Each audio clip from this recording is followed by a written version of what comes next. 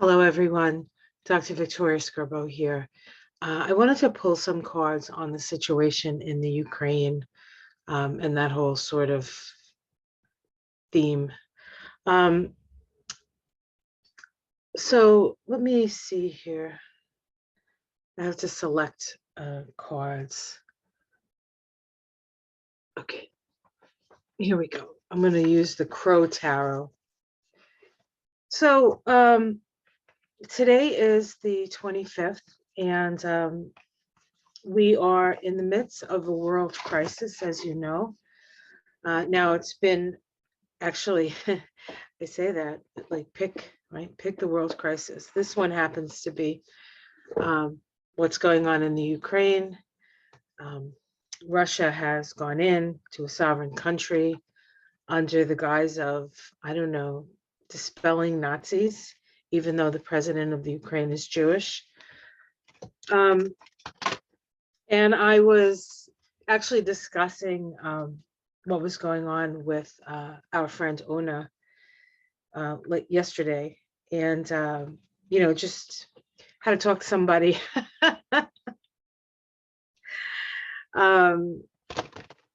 I think we both had to talk to somebody. This is when things like this happen, it's we ourselves have to come to terms with what it is that we're moving through. How is it coming up against our senses, our sensibilities, and the like. And there's always that sort of wave of sadness that comes when we realize that here we go again, more people have to suffer, more people are being displaced. This is happening in the Ukraine, but it's been happening in Syria since what was it, 2015? And of course, Russia was involved with that, or is involved with that. It was happening in Iraq and Afghanistan. Afghanistan is a mess. We left it and we said, oh, we'll take care of you, whatever. And then we left it flat. And now we did these sanctions, all these, economic sanctions that we do on the leaders, and the people suffer. And it's going to be true of this particular situation with the sanctions on Russia. The people of Russia are going to suffer. The people of Ukraine, of course, are going to suffer. A lot of suffering with this. We're very interconnected, and we can no longer really, our economies are interconnected. We have to, this whole settling old scores things, which is exactly what I think is going on with Putin. In fact, I think it was Ona that I said, it looks like when this whole thing went down, I said, looks like Putin is, was it Marianne? I said it too. Anyway, it was like, it looks like Putin, oh, I think it was Ona, is remembering his czar lifetime, his past life. And that's exactly what it feels like to me. And let's take a look at Putin's chart, and I'll tell you why I think that. We might as well make this a full spectrum experience, right? Okay, hold on one second. Let me go find it. Okay, so here's Putin's chart, and I might have even talked about this when I did my, I think a week or so ago, I did a reading on the relationships between Putin and Biden and the United States and all of that. So, but that was before he actually invaded, I believe. It was when he was amassing. I think that's when I did it. So we have somebody with a very full 12th house. His sun is Saturn, his Neptune is Mercury. Neptune always makes things hard to discern. It's conjunct his his Mercury. So his words are slippery. His words are veiled. Although recently there have been some non-veiled threats. His plans are secretive. This is a very secretive man. Of course, he, I guess, works for the KGB. His Venus is in Scorpio. He desires power with that Venus in Scorpio. He desires other people's things. That Venus is opposite Pluto in Taurus. He's a very, very rich man. Of course, he didn't start out that way. He does have a Scorpio ascendant, which also engenders sort of a secretive, not really sure what's going on with this guy energy. Scorpios keep things very close to their vest, but when they attack, you feel it. And he is, of course, attacking at this time. Attack usually is associated with Mars. He happens to have Mars in Sagittarius. Mars in Sagittarius is kind of go big or go home. And the thing is that degree of Sagittarius is on the galactic center. So in some ways, he is an agent from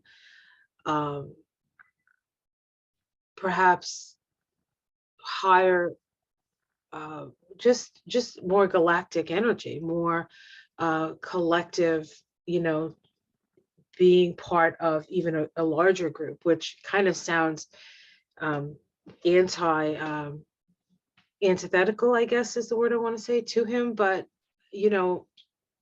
people do what they do, and the consequences of their actions are usually not what they expect. So in that respect, he has a Chiron in Capricorn, so his wounding is around authority. He is an authoritarian.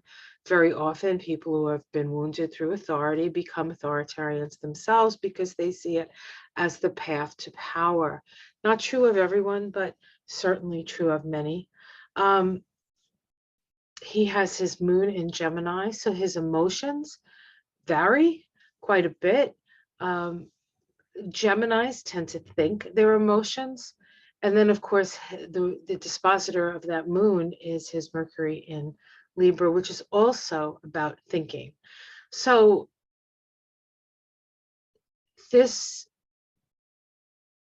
he's not a particularly, from what I see here, necessarily have an empathetic or sympathetic bone in his body.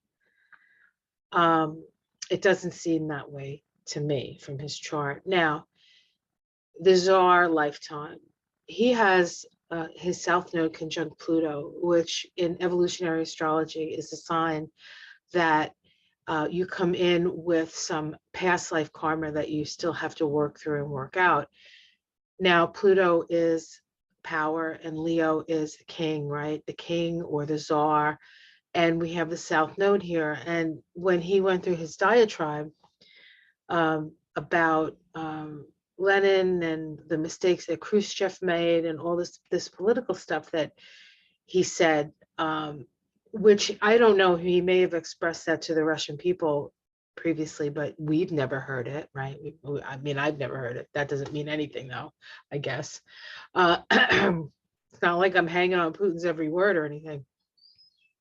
But we got to see like where he was coming from. And for the first time watching him, he seemed emotional. It seemed like it was coming from an emotional place. So, and that makes sense because the South Node is the South Node of the moon. And so these are deep, maybe resentments perhaps that he's feeling. And this South Node does trine that Mars. So, and Pluto Mars is in a waxing trine, which has the energy of Leo. So this is big ego, right? And so the South Node is where you've come from. It's what you're being asked to move away from. And he's being asked to move in the direction of Aquarius, which is not exactly what any of what he's doing now would indicate that he is. So it seems to me like he is going against, perhaps, do I say that? What he came in to do. Now, I say that knowing I'm not really sure if that's true. It is very possible that this is exactly what he came in to do, to stimulate Aquarius, the people, to action. Now, we have here his progress chart, which I don't generally look at myself separately, but let's take a look at it because there's some interesting things about it. And then we'll take the progress chart and we'll overlay it over his natal chart. So let me find this progress. Actually, I think I should have it over here. Hold on, I'm sorry. Should be better at this. Is this his progress chart? Okay, so this is his progress chart for February 22nd. That was the day, I believe. I don't know if it was the 21st or the 22nd, but right around there when he went into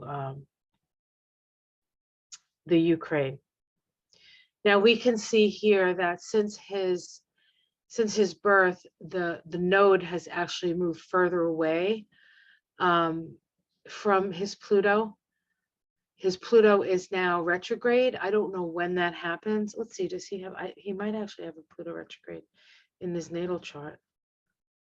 I don't know. He doesn't.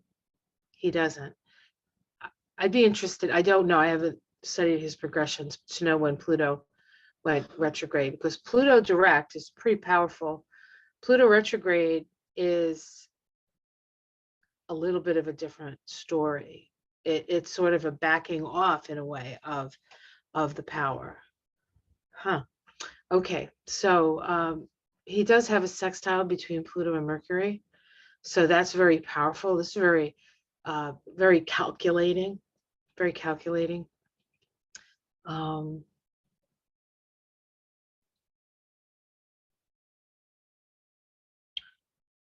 Okay.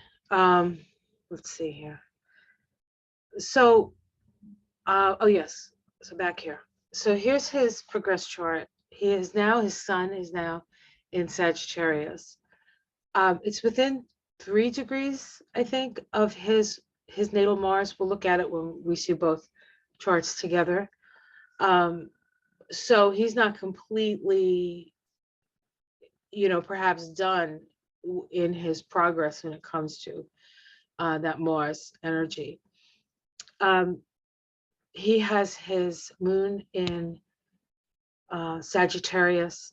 So his moon to his sun, his moon to his sun progression is in the last, let's see, 9 degrees before it makes a conjunction. It's going to make the sun moon. He's going to have a new moon. So this is a balsamic phase for him. So this really is his last hurrah when it comes to whatever it is that this lunation cycle, this personal cycle within himself. This is the last of its expression. The progressed moon moves, I think it's 2 degrees a month. So with 9, if there's 9 degrees, we're looking at maybe 4 months, I think. And I don't know exactly, but I can always check that and let you guys know if you really want to know. So there's this ending period for him. It's also interesting that Venus is in Aquarius, which happens to be that 5 degrees of Venus in Aquarius is Zelensky's Venus.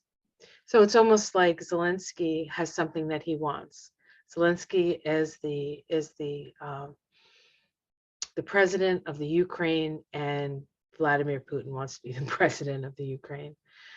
And the other thing that is very important at this time is that his progressed north node, it is was conjunct the new moon in Aquarius that was conjunct Saturn that we just had. We're still within that lunation cycle. It seems like this is the longest lunation cycle ever to happen, while simultaneously it seems like things are moving at breakneck speed.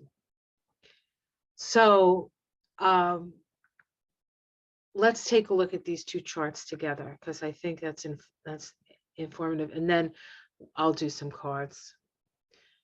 Okay, let's see here. I was doing a lot of research, so let me, I think that was 9. Putin is 9 and 21. Whoops, shoot. Yep. Okay, here we go. So a couple things. He has Neptune conjunct his Mercury. Remember I said that's a liar. Doesn't have to be. If you have that in your chart, doesn't mean that you're a liar. This is how he chooses to. This is lying. This is lying. This is also delusional. This can work for his benefit, or it can work against him, right? Delusions of grandeur. But he is pretty powerful. Just like Trump had delusions of grandeur, and he was very powerful as well, but he wasn't I don't want to say diabolical enough. This is diabolical in its own way, but he was too ADD. Like, this guy is super focused, and Trump is like Uranus. Trump is like Uranus, end of story. Putin is kind of like Capricorn in that sort of Saturn in that sort of very structured patriarchal thing.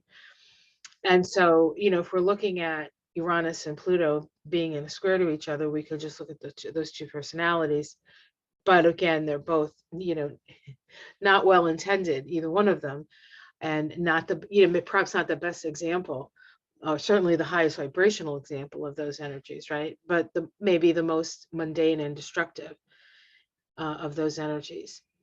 We can see that his progressed Neptune has moved to his Mercury. So instead of being 2 degrees away, 2 degrees away, now it's exactly conjunct.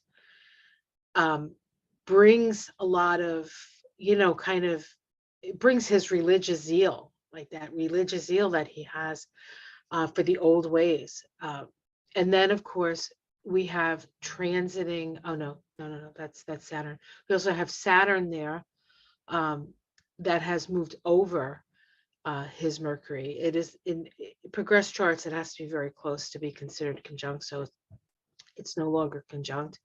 But it had built over for many years to bring sort of this sort of structure and maybe this diabolical plan that he had all along. So the question is, why now? Why now? Well, why now is because his progressed Mars is sitting on his north node. Now, Mars takes a while. It's not like the sun. The sun takes a year to move a degree. Mars, depending on its on how fast it's going, because it goes really fast sometimes, and it goes slow sometimes, and of course then sometimes it goes retrograde, sometimes it stands still. So it's not as easy to determine how long it's going to take Mars to get to that north node, but it is in a conjunction already to that north node. So it is there, and we can see remember I mentioned that his progressed sun is very, very close to Mars. This is going to take another 3 years to get, probably 3 years to get to his natal Mars. So we still have, in some way, I think his need to force himself in these situations is still going to be in our development, right? Our development as humanity develops. The thing is these guys are here to, in their way, channel the energy of our collective change and evolution and astral and what the planets are doing. So if we sort of look at it in that way, we can kind of get a sense of a theme here. And for him, I think, again, this is part of a karmic cycle. I personally do not think that he is going to come out the victor in this situation. Nor do I think that the United States will come out the victor in this situation. I think we all have to really look at what's going on and look at the dynamics behind it. And I mean, how many world wars do we have to go through? How many people have to suffer and die? How many unnecessary wars do we have to go through before we finally say, oh my God, wake up to that? You know, and honestly, the United States is as guilty as any other empire to go in, disrupt people's lives because they want something that those people have. And of course, it's easy to villainize Vladimir Putin because he really is quite a villain. I mean, he's like a fucking, ooh, sorry. He's like a Bond villain, for goodness sakes. All right, so that's the chart. So let me stop that, and we may go back to the charts if they come up. All right, so let's take a look at Putin. Let's look at Vladimir's what's coming up. Let's just pull some cards on Putin and see what comes up. All right. In my initial reading, it was that he was attacking and then he was going to step back from it. They're talking about him putting in a puppet government and all this stuff, which of course may be what he's trying to do. And then the Ukraine becomes an insurgency, which is not, you know, I mean, I was listening to Ben Sass talk about we have to give the Ukrainians weapons so they can defend themselves. And while I understand that, I also understand that I don't know if the answer to our problems are more guns. Although I can understand why the Ukrainians would need them. If somebody was shooting at me, it would probably be good if I could defend myself. And I think that if we put all our energy in that direction, I think that we're just perpetuating a cycle that put us in this position already. Okay, let's see. All right, so this is the first card for Putin, the King of Swords. So this is him. This is him, the military leader, sitting on his throne, Saturn up there. Remember I said he's like a Saturnian energy? He is the old guard. This is the old sort of czar, really. You know, he's very, very rich. He's enriched himself to the point where he's one of, if not the richest man on the planet. He has an army, the second most powerful army on the planet. And he is, as far as he's concerned, the emperor of all things. And to a certain extent, in this moment of time, he might be right. Let's see what's challenging this. Why the emperor is challenging this. So he may think he's an emperor, but he's not. He's not. He's a thug. He's a thug. We have the Six of Wands here at the base. This is a victory. So he is victorious at this moment. In the past, we have justice. He felt that Russia was not treated fairly after the coming down of the Soviet Union. He faced disempowerment as a person, um, and I think that, now that I think about it, he complained about Lenin, he complained about Khrushchev. I think, because I don't speak Russian and maybe I didn't listen to the whole thing, it might have even been complaining about communism. And he harkens back to the days of the Tsar. I don't know exactly if he said that, but that's what it was like. And so there's this,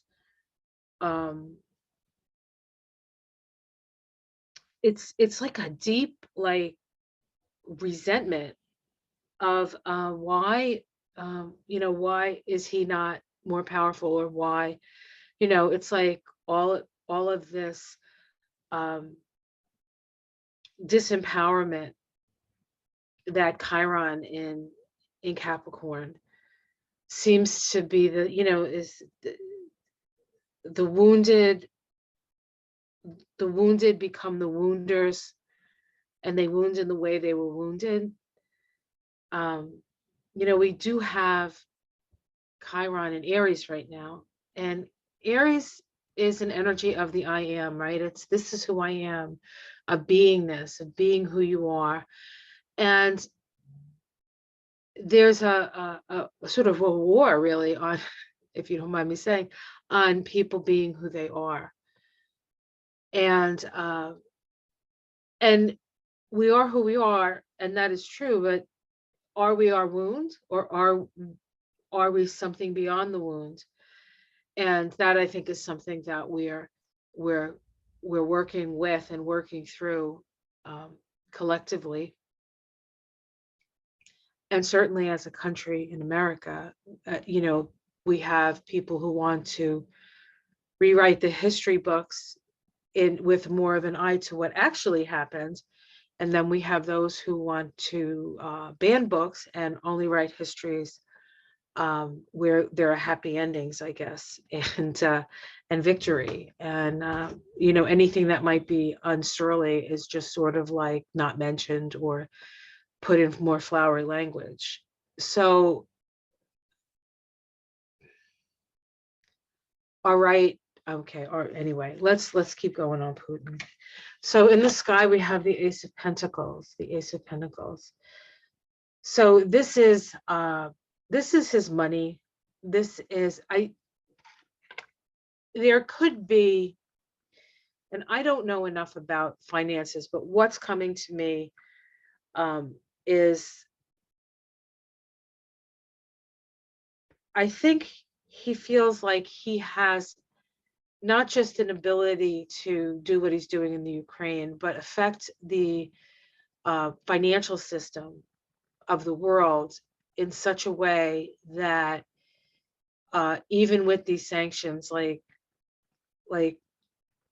this way of preventing other countries from thriving by sanctioning them in ways that they can't, like, express themselves, which I know what people might be thinking now, because it's like, well, do you really want these guys expressing themselves? But it's not really about whether I want them to express themselves. I'm just talking about where, why are we in this place? What are we here to learn from this? Why? Over and over again, let's learn the lesson, right? So let's look and see what the lesson is. But I think he feels maybe that he has a little bit more control over resources, and I don't know if that's going to be the case, but in the immediate future we have burdens. And so we can see that he's flying around with all this baggage, right? But it's keeping him low to the ground. And so I think he feels like he's in a really good place, but he is carrying a lot of burdens, and that could get very tiresome after a while. We have the Seven of Pentacles, how it's seen from the outside. Whereas Putin may think that he has the ability to withstand this and maybe even control to a certain extent the economy of the by disrupting the economy of not so much the Ukraine, but Europe and America and the like. So and I don't know how we would do that. So I'm just saying, I'm talking. Okay, so the domestic situation, we have the moon. He's crazy. He's delusional and crazy, and but he's crazy dangerous. He's crazy dangerous.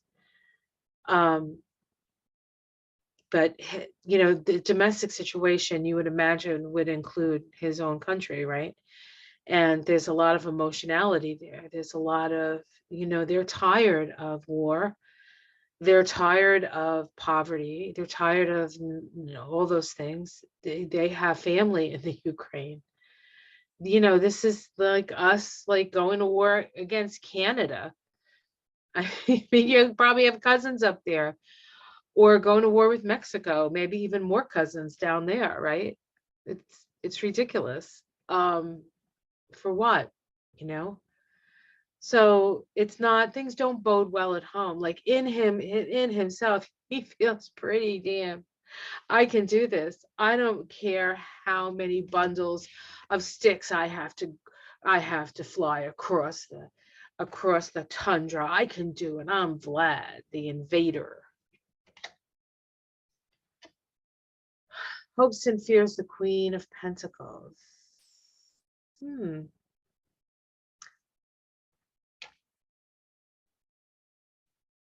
It's almost as if he's fearing he's fearing the feminine.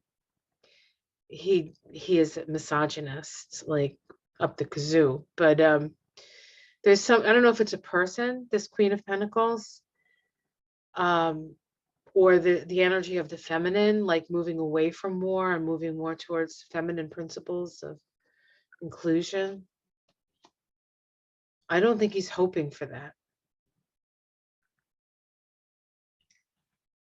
In the immediate future, so this is a month. No, this is not immediate future. This is outcome. Six of swords, moving away from troubled waters, sort of moving back, taking your swords and going back across. So this looks like a pullout from the Ukraine. Let's continue. The Knight of Wands.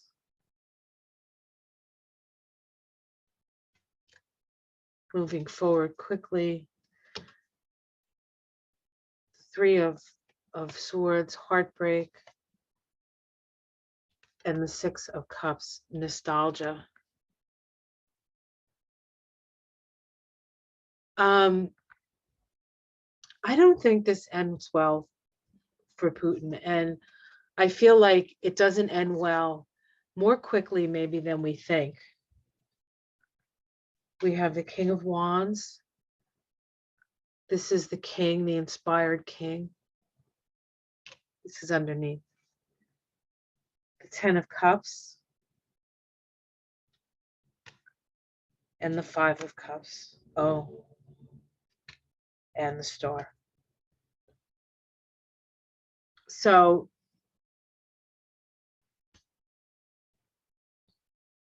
the king of Wands. You know, I'm trying to think if the King of Wands is a person, like who that might be, who's powerful enough, who would be the King of Wands, and thinking about the astrology of it all.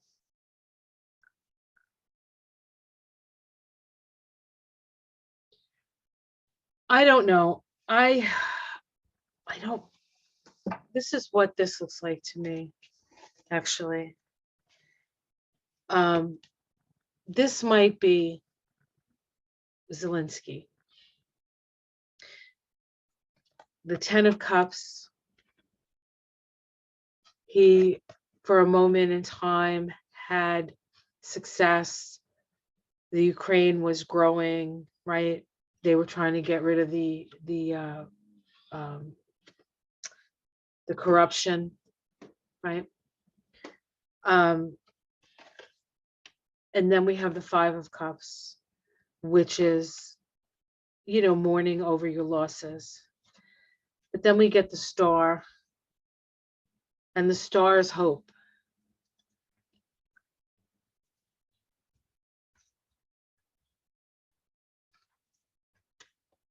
So it lies under his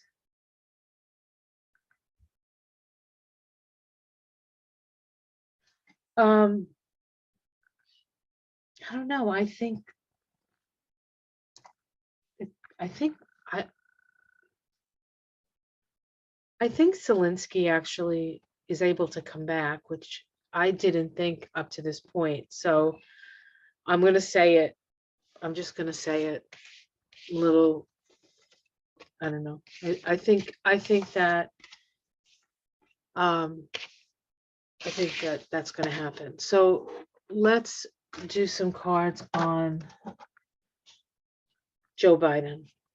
Let's look at Joe, Grandpa Joe. I'm going to use these cards.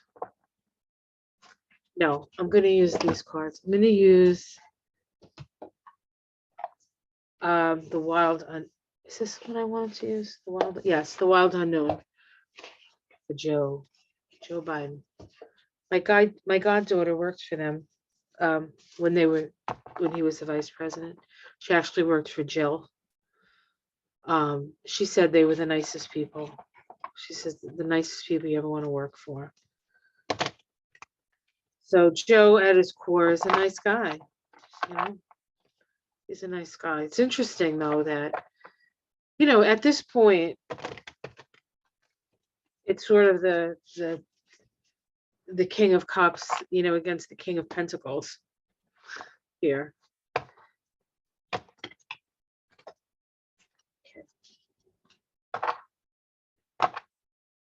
Biden does have a Sag rising though, so that could be a little bit of a King of Wands, but it feels younger than that. That King of Wands energy feels younger.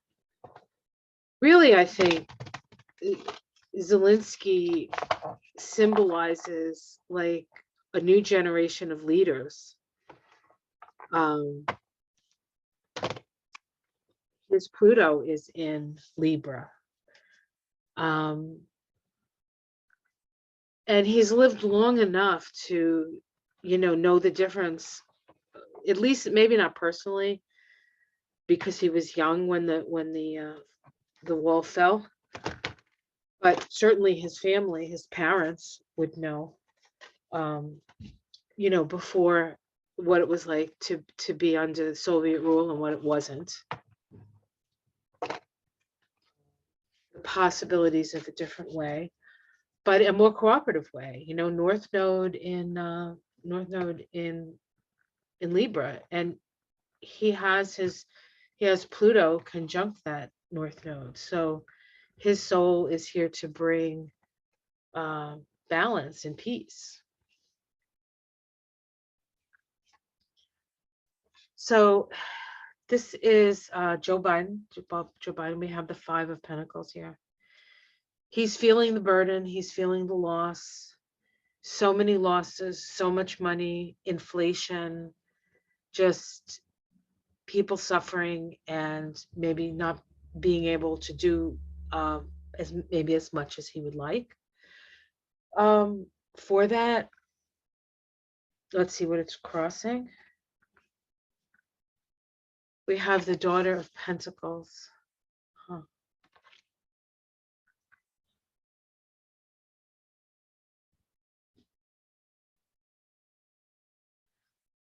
I'm going to keep going. Let's see what's at the root.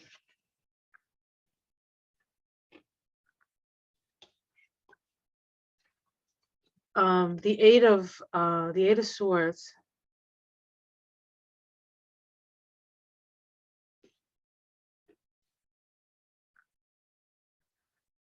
I think he feels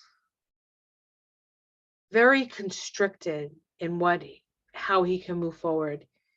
He realizes the depth and the problem, but the steps forward need to be, I feel like the financial, something to do with the financial stuff has to go slower. I don't know, not to disrupt markets or not to disrupt things too quickly, cause too much pain to his people or to the people of Europe or to the, he's not in this alone. So he's in this relationship with other people, and with relationship with other people, other countries, you have to make compromises. And he knows that because he spent 50 years in the Senate. So in a way, maybe he is a great bridge for this kind of energy, to bridge the old and the new, but do it in such a way that it's not so disruptive, but it's more of a flow.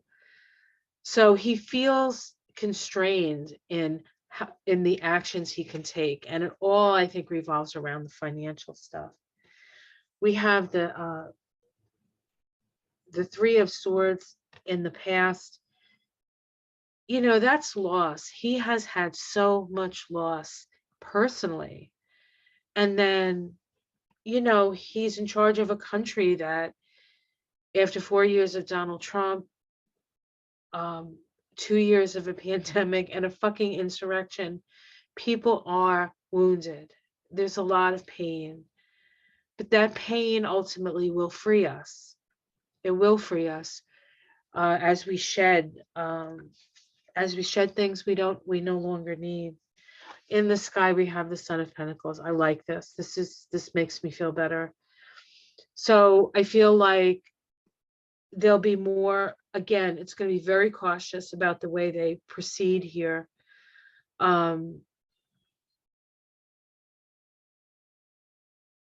all want to see it over, but it's never really going to be over unless we change our whole way of doing things around these issues. We can't. We have to be cooperative. That's the end of the story. Period. End of story. We have to be cooperative with China. We have to be cooperative with Russia. We have to be cooperative with the EU. We have to be cooperative with wherever. That's the future. Anything else is, for you flat earthers out there walking off the edge of the earth, and for those of us who don't think the earth is flat, it's still worth walking off the edge of the earth. We have the Two of Cups in his immediate future. This is the relationship he has with other countries. This is his ability to relate, to just have the other person feel like they're being seen, perhaps. I think that's what Joe does. Joe makes you feel like you're given his attention. You're given his attention, as opposed to Trump, who will give you his attention, but then he'll tell you about himself because that's his only reference point. And that's super boring. Let me tell you, super boring. How it's seen from the outside, this is a nest egg, right? Feathering the nest. He's being seen, in maybe not from us here, us empaths and healers and stargazers and tarot readers, who want everybody to just love one another, right? But the people who look at these things, the bean counters, I guess, see him as being cautious and prudent in this respect. Oh, domestic situation, the Three of Wands. So this is a new paradigm, guys. He's opening, according to these cards, he's opening a window to a new paradigm. And doesn't that paradigm look even prettier than the one we're in? So this is an opening of sorts. It's interesting because this is the challenge and the rainbow up there. It's like making the money count or putting the money where it's going to do the most good kind of idea. I don't know. I'm feeling optimistic suddenly. I'm not done with the cards, so I better be careful. Hopes and fears. This is protection. So, but this is also a lamb, a beautiful, sweet lamb with 4 swords hanging precariously above it. If it gets up too fast, it can stab itself. If these swords fall, it's done for. So I feel like this is the Ukraine and this is Russia up here. It wasn't, I didn't mean to use my middle finger, but that's how it worked out. And so this, I think, preys on his mind. Like he thinks about these people. He thinks about these people. We have the Son of Cups. So this could be a peace offering of some sort. So again, I feel like he's offering a cup. Is he offering it to Putin? And we have the Hanged Man. This is a Neptune card. And Neptune's in Pisces, the Sun's in Pisces, Jupiter's in Pisces, and soon we're going to have Neptune conjunct Jupiter in Pisces in April. So I feel like we're in this for about a month as far as, this, constant everyday hearing about how Russia's stomping on the Ukraine. But then I feel like there's some sort of healing opportunity that comes along. Oh shoot, underneath it we have, we have the 3 of Cups. These are friends. These are the other countries that we're working with. This is really a call for unity. In a way, like in America and in many other countries, people have to stand up against the bully.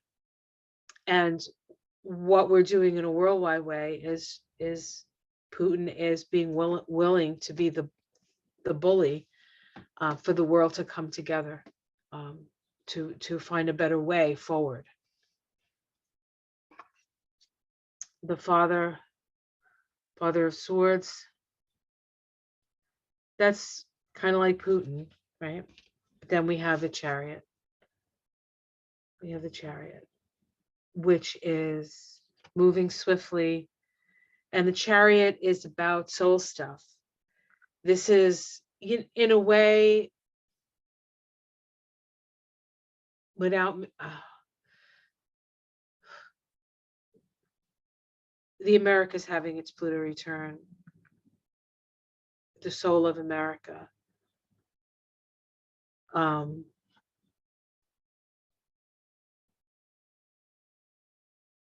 This is part of the test. What do we stand for, right? What do we really stand for? Who are we really? Are we the bully? Are we the savior? Or are we just don't have to be either of those things and just live in harmony, right? I don't know. Well, that was interesting. All right, now this reading has gone really long, I think, so I better stop it. I could talk to you for hours, and I may actually do another reading just in case I kind of want to look at Zelensky. I'm going to do that in a separate reading because I don't want this to go on too long because it probably already has. But I hope you enjoyed this. And, we're going to get through that. We're going to get through this, right? I mean, we're here in America. We're safe. But emotionally, I mean, just because you're not there doesn't mean you're not feeling it, and your body isn't going through the stress and the sorrow, and then all your stuff comes out, and all the times you felt powerless. This is soul stuff. That's what's happening. We are, the corn can't grow unless the rain falls, and so you can't grow new until you release the sorrow and the pain of the old. And the South Node is in Scorpio. And it is the release point. And how we thought we would get through, South Node and Scorpio without maybe something like this coming up might have been a little bit optimistic. So, all right, guys, take care. I love you all. And thanks for your comments. Thanks for your donations. Thanks for the love. It means a lot. Take care.